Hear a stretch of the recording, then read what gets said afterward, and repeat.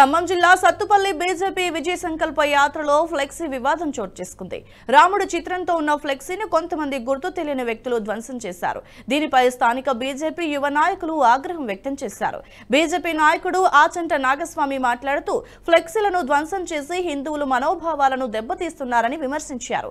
విధ్వంసానికి పాల్పడిన వారిపై చర్యలు తీసుకోవాలని నాగస్వామి డిమాండ్ చేశారు.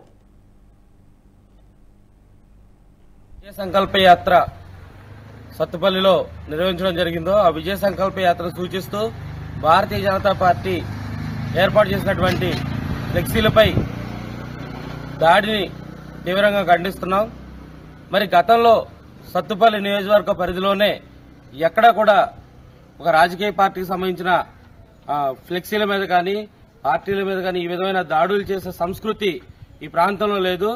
కానీ మొట్టమొదటిసారి కొత్త ప్రభుత్వం ఏర్పడిన 2 నెలల్లోనే ఈ విధంగా రాజకీయ పార్టీకి సంబంధించిన ఫ్లెక్సీల మీద దాడి చేయడం, వాటిని చించే ప్రయత్నం ఏదైతే చేశారో ఇది చాలా బాధాకరం. ప్రజాస్వామ్య దేశంలో ప్రజాస్వామ్యాన్ని కూనీ చేస్తూ ఈరోజు తమ ఆధిపత్యాన్ని చూపించుకుంటూ కొంత ఏదైతే అసాంఘిక శక్తులు చెలరేగిపోతున్నాయి అనడానికి ఇది నిదర్శనం.